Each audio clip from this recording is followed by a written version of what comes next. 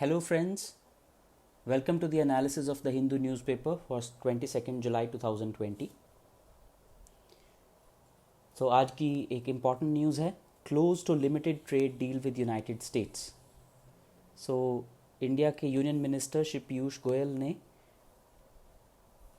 India idea summit video conference के through attend की और उन्होंने ये जानकारी दी है कि एक सिलेक्टेड या फिर partial goods and services agreement United states of America के साथ कभी भी साइन किया जा सकता है.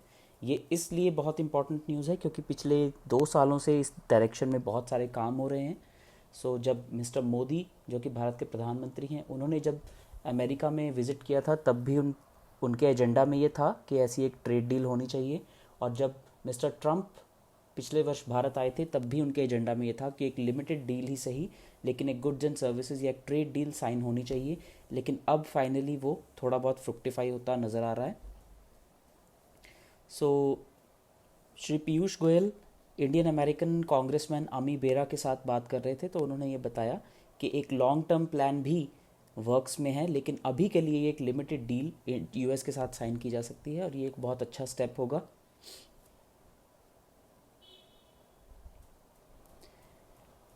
23% of Delhiites had antibodies to virus. तो एक सेरोलॉजिकल सर्वे हुआ है दिल्ली में, सेरोलॉजिकल सर्वे. ये सेरोलॉजिकल सर्वे में हज़ारों लोगों का सैंपल लिया गया दिल्ली में. उनके सीरम का सैंपल लिया गया ये देखने के लिए कि क्या उन्होंने एंटीबॉडीज़ डेवलप कर ली हैं कोविड-19 के ख़िलाफ़ या फिर नहीं. तो उसके रिज़ल्ट में आया है कि 23% जो दिल्ली वासी हैं उन्होंने एंटीबॉडीज़ डेवलप कर ली हैं और ये एक अच्छी खबर है. ये जो सेरो सर्वे है ये नीति आयोग के एक मेंबर की निगरानी में ये कमेटी बनाई गई थी और इसमें एम्स के डायरेक्टर भी शामिल थे. तो इस कमेटी ने ये बताया है कि 23% लोग एंटीबॉडीज़ डेवलप कर चुके हैं और इसका जो सबसे बड़ा फ़ायदा है वो यही होगा कि अब ये सब लोग जो है ये इम्यून हो चुके हैं. और सीरोलॉजी का मतलब होता है the study of serum for development of antibodies. तो सीरम या बॉडी फ्लूइड्स को स्टडी करना या देखने के लिए कि क्या उसमें एंटीबॉडीज़ जो हैं वो डेवलप हो चुकी हैं या नहीं. तो ये एक बहुत ही अच्छी खबर है. अगर इसको उस खबर के साथ मिलाकर देखा जाए कि कुछ एजेंसीज़ ने नई वैक्सीन डेवलप करने में काफ़ी आगे तक वो पहुंच चुकी हैं जिसमें कि ऑक्सफोर्ड यूनिवर्सिटी की जो वैक्सीन है वो सबसे आगे है. तो ऐसे में अगर सीरोलॉजिकल सर्वे में इतने प्रतिशत लोग ऑलरेडी इम्यून हो चुके हैं तो उसका भी बहुत बड़ा फ़ायदा देखने को मिलेगा. ये जो स्टडी थी ये यूनियन मिनिस्ट्री ऑफ हेल्थ ने कमीशन की थी by the national Centre for Disease control NCDC in collaboration with Delhi government.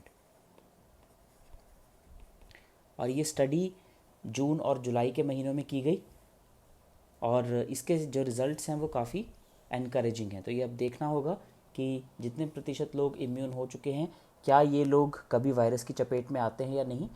Indian Council of Medical Research और National Centre for Disease Control के लिए इसके ऊपर मॉनिटरिंग या इस पर नज़र रखना बहुत ही फ़ायदेमंद साबित हो सकता है. UK vaccine prompts protective immune response in early tests. तो UK यानी कि यूनाइटेड किंगडम की सबसे प्रख्यात यूनिवर्सिटी ऑक्सफोर्ड यूनिवर्सिटी ने एक वैक्सीन डेवलप करने के बारे में कुछ क्लेम किया है.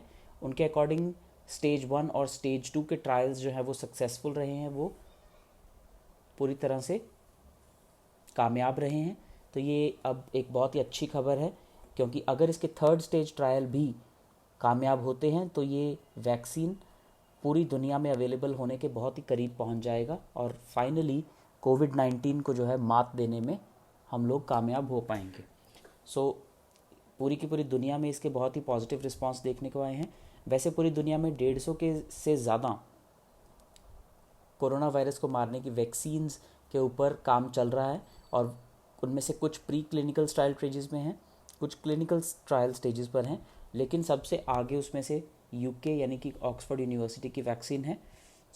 ये तब देखना होगा कि क्या ये वैक्सीन 3rd ट्रायल को भी सक्सेसफुली पार कर पाती है और क्या ये फाइनली इस साल के अंत तक या फिर अगले साल की शुरुआत तक आम लोगों के लिए अवेलेबल हो पाती है या नहीं.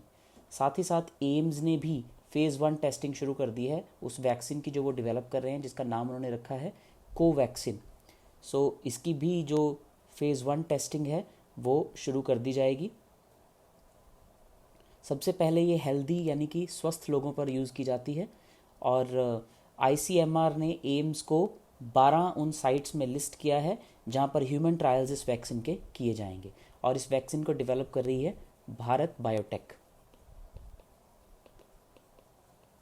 तो ये वो कंपनी है जो इस वैक्सीन को डेवलप कर रही है, और आईसीएमआर से परमिशन लेकर ये वैक्सीन डेवलप की जा रही है, और जहाँ जहाँ पर इसके ट्रायल्स होंगे उनमें से एक जगह एम्स भी है, यानी कि all India institute of medical sciences Delhi में। तो ये देखना अब बहुत ही मज़ेदार रहेगा कि क्या पहले भारत इस वैक्सीन को डेवलप कर पाता है या फिर किसी और देश की कोई और कंपनी या फिर यूनिवर्सिटी इसे डेवलप पहले कर लेती है। आज का एक एडिटोरियल है कॉशियस ऑप्टिमिज्म, जो कि इसी कोरोना वायरस वैक्सीन से संबंधित है। सो कॉशियस ऑप्टिमिज्म में इस एडिटोरियल में ये बताया गया है कि जो पूरी दुनिया में एक रेस लगी हुई है वैक्सीन्स की, एक रेस चल रही है वैक्सीन्स के लिए, जो कि इस बात से पता चलता है कि पूरी दुनिया में करीब 24 ऐसी वैक्सीन्स हैं जो क्लिनिकल इवैल्यूएशन ट्रायल पर पहुंच चुकी हैं, और 142 ऐसी वैक्सीन्स हैं जो कि प्री क्लिनिकल इवैल्यूएशन स्टेज पर पहुंच चुकी हैं। सो इस एडिटोरियल का ये कहना है कि ऐसा कभी पहले नहीं हुआ है कि सारी की सारी स्टेजेस जो हैं किसी वैक्सीन की वो 6 महीने के अंदर अंदर ही कंप्लीट कर ली गई हों, जबकि ऑक्सफोर्ड वैक्सीन के केस में भी ये हमें पता चलता है कि वैक्सीन की डेवलपमेंट जो है वो फरवरी में शुरू हुई थी, और जुलाई में आते आते उसके 2 स्टेजेस ऑफ ट्रायल हो भी चुके हैं। सो इसका मतलब ये है कि कहीं ना कहीं जो है प्रोसेसेस में तेज़ी लाई जा रही है।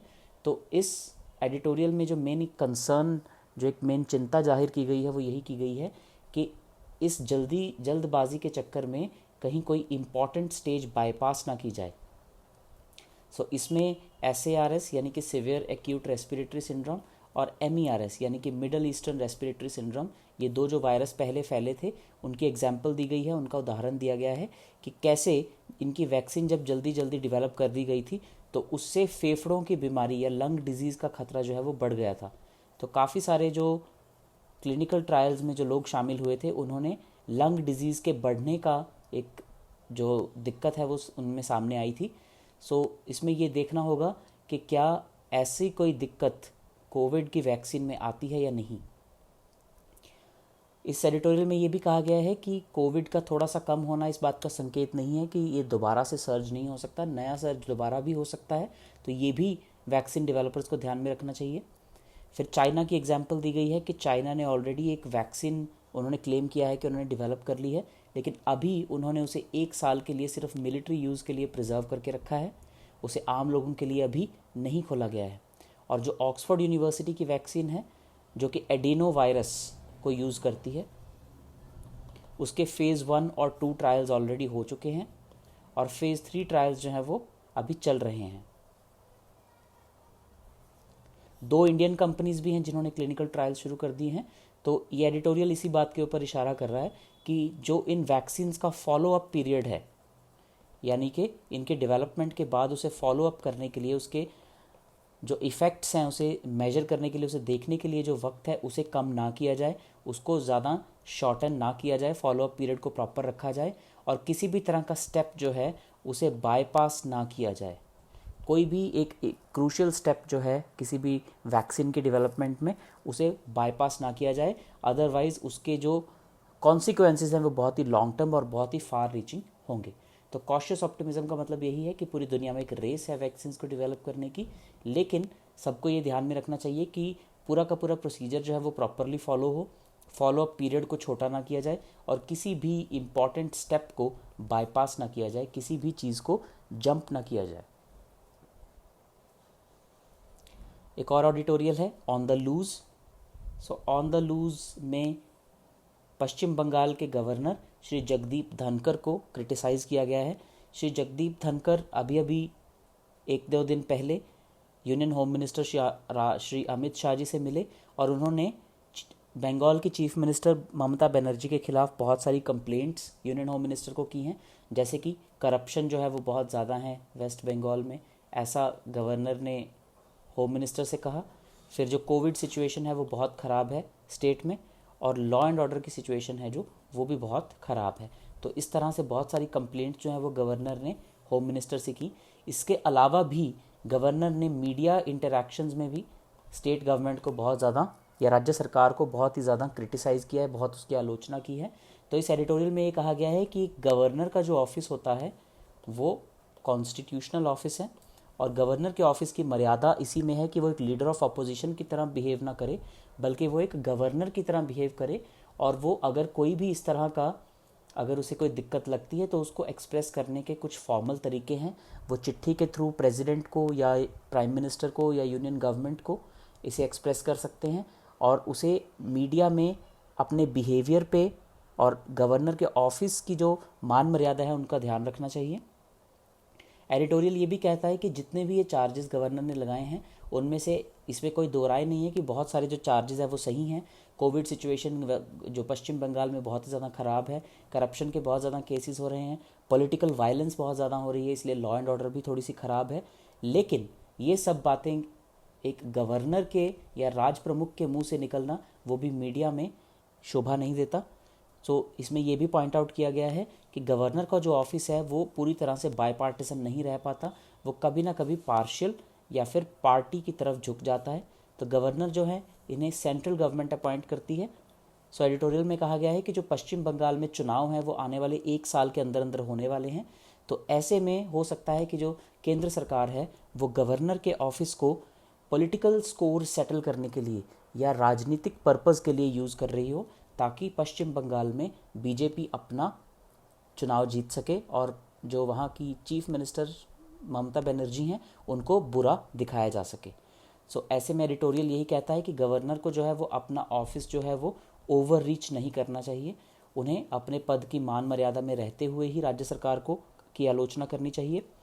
और इस एडिटोरियल में ये भी कहा गया है कि जो सेंट्रल एजेंसीज हैं जैसे कि CBI, central bureau of investigation या फिर इलेक्शन कमीशन, इनको भी इम्पार्शियल रहकर काम करना होगा, ताकि आने वाले बंगाल चुनाव में इस तरह के किसी भी जो पॉलिटिकल मोटिव्स हैं उन्हें सक्सेसफुल ना होने दिया जाए, उन्हें सफल ना होने दिया जाए। एक बहुत ही शानदार आज के न्यूज़पेपर में एडिटोरियल आया है, the main planks in counter China policy. तो इस आर्टिकल को लिखा है श्री M.K. नारायणन ने, जो कि फॉर्मर नेशनल सिक्योरिटी एडवाइज़र रह चुके हैं इंडिया के और पश्चिम बंगाल के गवर्नर भी रह चुके हैं। सो NSA रहने के नाते इन्हें नेशनल सिक्योरिटी के ऊपर बहुत ज़्यादा नॉलेज है, तो इन्होंने ये आर्टिकल लिखा है और इसमें बहुत ही अच्छे पॉइंट्स इन्होंने सुझाए हैं। तो सबसे पहले इस आर्टिकल में श्री नारायणन कहते हैं कि लाइन ऑफ एक्चुअल कंट्रोल जो कि सीमा है भारत और चीन के बीच, इसमें टेंशन्स अभी भी जारी हैं और टेंशन्स इसलिए जारी हैं क्योंकि चीन भारत की बात मानने के लिए तैयार नहीं है और चाइना जो है वो LAC को अपनी परसेप्शन के अकॉर्डिंग या अपने अनुरूप ढालने में लगा हुआ है।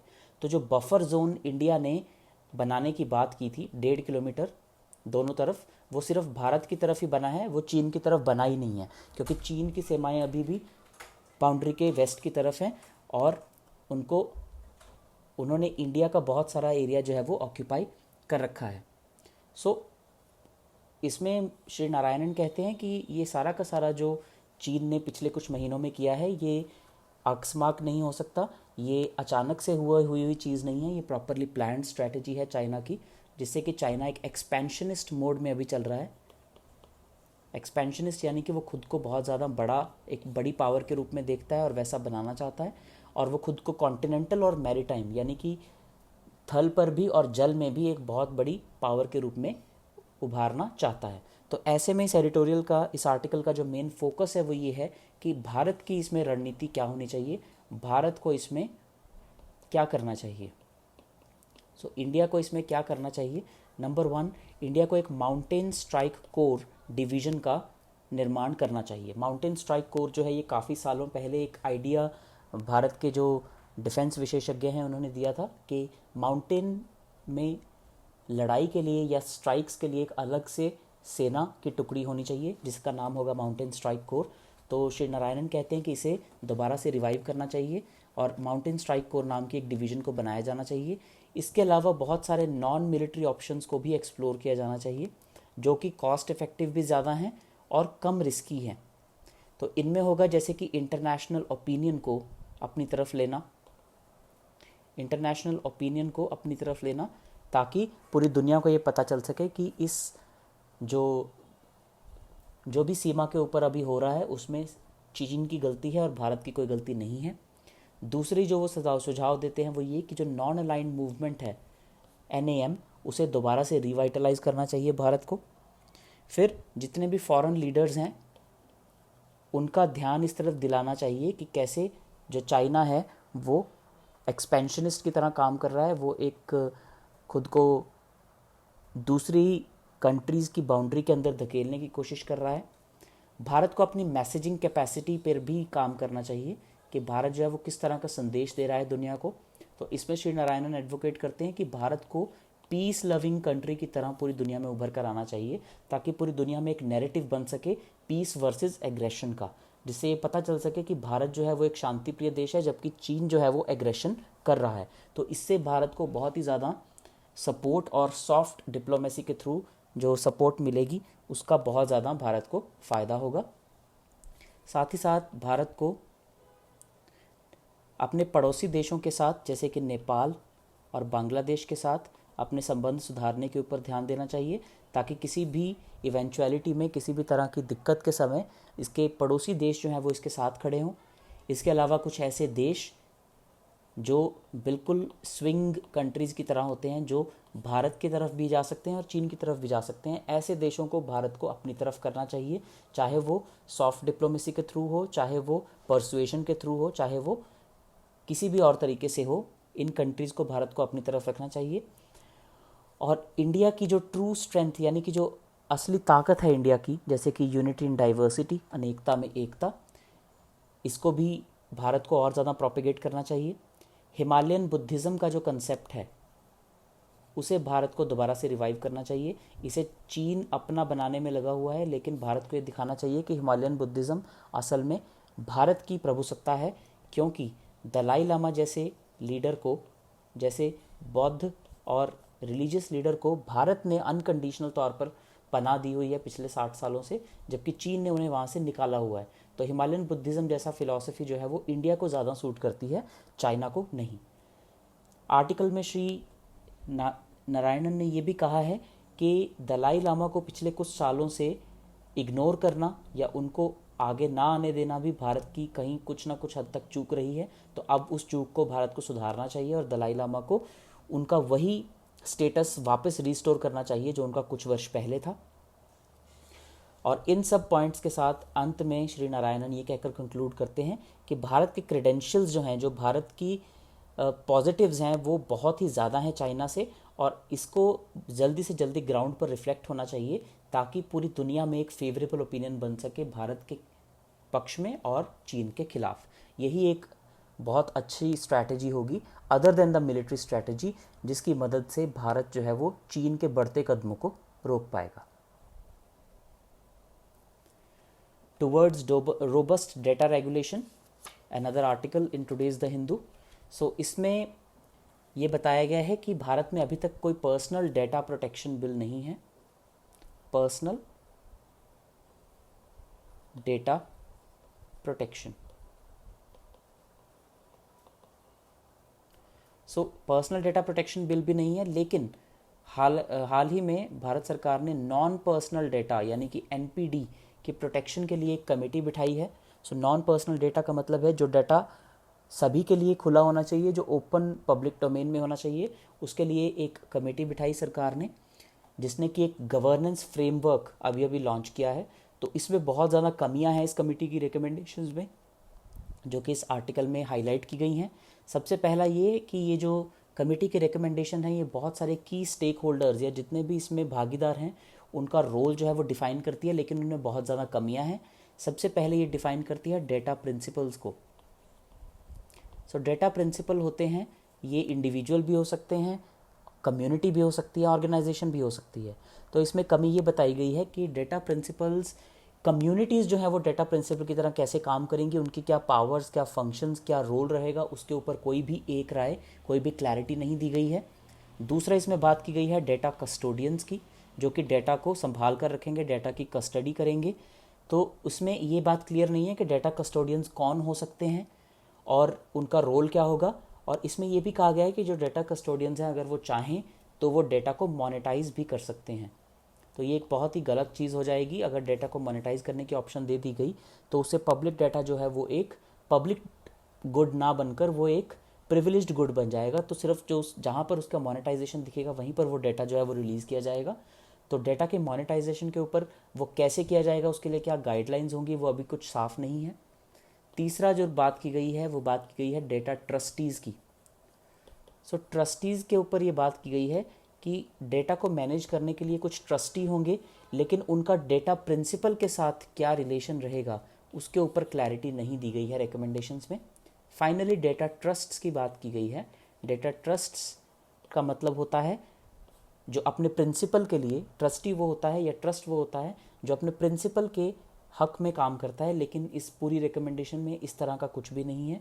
ट्रस्ट्स की पावर्स क्या होंगी, उसकी कॉम्पोजिशन यानी कि उसमें कौन कौन होगा, और उसके काम क्या होंगे यानी कि उसके फंक्शंस क्या क्या होंगे, इनके ऊपर कोई भी क्लैरिटी नहीं है। So data principal, data custodian, data trustee और डेटा ट्रस्ट, ये 4 स्टेक होल्डर जो हैं इन कमेटी के रिकमेंडेशन में ये बताए गए हैं। लेकिन इनके ऊपर डिटेल्ड गाइडलाइंस में बहुत ज़्यादा कमी है और कोई भी इसमें क्लैरिटी नहीं है। तो इनको करेक्ट करने के लिए इस कमेटी को दोबारा से ब्रॉड कंसल्टेशंस करनी चाहिए ताकि ज़्यादा से ज़्यादा स्टेक होल्डर्स को कंसल्ट करके इस कमेटी की रिकमेंडेशंस को दोबारा से फाइनलाइज किया जाए, ताकि उससे जो भी बिल बनकर आए, जिसे हम non personal data protection bill कहेंगे, जो कि पार्लियामेंट में पारित होकर फिर एक लॉ बन सकता है, तो उस बिल में इतनी सारी कमियां ना रहें। तो कोशिश ये होनी चाहिए कि इस कमेटी को दोबारा से ब्रॉड लेवल पर कंसल्टेशंस करनी चाहिए, क्योंकि अगर ऐसा नहीं किया जाता तो अगर यही रिकमेंडेशंस आगे चलकर बिल बन जाती हैं तो पार्लियामेंट्री कमिटीज़ जब उसको स्क्रूटिनाइज करेंगी, जब उसको अच्छे से देखेंगी, तो उसमें बहुत ज़्यादा कमियां नज़र आएंगी और उससे संसद का बहुत ज़्यादा समय भी बर्बाद होगा। तो इसीलिए इस आर्टिकल में रिकमेंड किया गया है कि इस कमेटी को ही दोबारा से इन रिकमेंडेशंस को वापस बुलाकर इसमें ब्रॉड कंसल्टेशंस करनी चाहिए ताकि इन सब कमियों को दूर किया जा सके। एक और खबर में मध्य प्रदेश के गवर्नर श्री लालजी टंडन का निधन हो गया है और वो 3 बार मेंबर ऑफ लेजिस्लेटिव असेंबली रह चुके हैं और लोकसभा से भी वो इलेक्ट हुए थे लखनऊ से। सो इसके ऊपर सभी के सभी प्रधानमंत्री, राष्ट्रपति और यहाँ तक कि मुख्यमंत्री ने भी इसके ऊपर खेद जताया है। तो ये यूपी यानी कि उत्तर प्रदेश के लेजिस्लेटिव काउंसिल में 2 टर्म सर्व कर चुके थे और वहाँ की मेंबर ऑफ लेजिस्लेटिव असेंबली रहे थे 3 बार। इसके बाद ये स्टेट गवर्नमेंट यानी कि राज्य सरकार में मंत्री भी रह चुके हैं और इनको 15वीं लोकसभा में यानी कि 2009 में लखनऊ से लोकसभा सीट पर जीत प्राप्त हुई थी और ये एक बार एमपी भी रह चुके हैं। यहाँ के मध्य प्रदेश के गवर्नर रहने से पहले ये बिहार के गवर्नर भी रह चुके हैं और इनके निधन के बाद मध्य प्रदेश की जो बागडोर है वो उत्तर प्रदेश के जो गवर्नर हैं आनंदीबेन पटेल, उन्हीं को इसका अतिरिक्त कार्यभार सौंप दिया गया है। तो जब तक अगले गवर्नर या राज प्रमुख अपॉइंट नहीं हो जाते तब तक उत्तर प्रदेश की गवर्नर श्रीमती आनंदीबेन पटेल ही मध्य प्रदेश का अतिरिक्त कार्यभार संभालेंगी। Consumer law kicks in, regulator on the anvil. So एक नया consumer law that is consumer protection act 2019 यानी कि उपभोक्ता संरक्षण कानून 2019 जो है ये अब फोर्स में आ गया है और इससे बायर्स को यानी कि जो खरीदार, जो ग्राहक हैं, उनको रिप्लेसमेंट के लिए, रिफंड के लिए और डैमेजेस के लिए ज़्यादा हक दे दिए गए हैं। तो उपभोक्ता संरक्षण कानून की मदद से उपभोक्ता को और ज़्यादा पावर्स दे दी गई हैं। सो इसमें क्लास एक्शन सूट का भी एक प्रोविज़न है। क्लास एक्शन सूट से ये होता है कि जब एक पर्टिकुलर प्रोडक्ट या एक पर्टिकुलर कंपनी के खिलाफ बहुत सारे लोगों को कंप्लेंट होती है तो उसे कंबाइन करके एक सिंगल केस बना दिया जाता है, जिससे कि उस कंपनी को अगर वो क्लास एक्शन सूट हार जाती है तो उसे वो प्रोडक्ट ही या तो वापस लेना पड़ेगा या फिर उन सब लोगों को कंपनसेशन देनी पड़ेगी। तो क्लास एक्शन सूट का कॉन्सेप्ट अभी तक भारत कंपनी लॉ में नहीं था, लेकिन कंज्यूमर प्रोटेक्शन एक्ट से ये अब जो है पॉसिबल हो गया है और बहुत सारे और भी चेंजेस इसमें किए गए हैं जो कि डिटेल्ड नोटिफिकेशन में सामने आएंगे। So thank you everyone. This has been the news analysis for 22nd of July. Thank you for watching.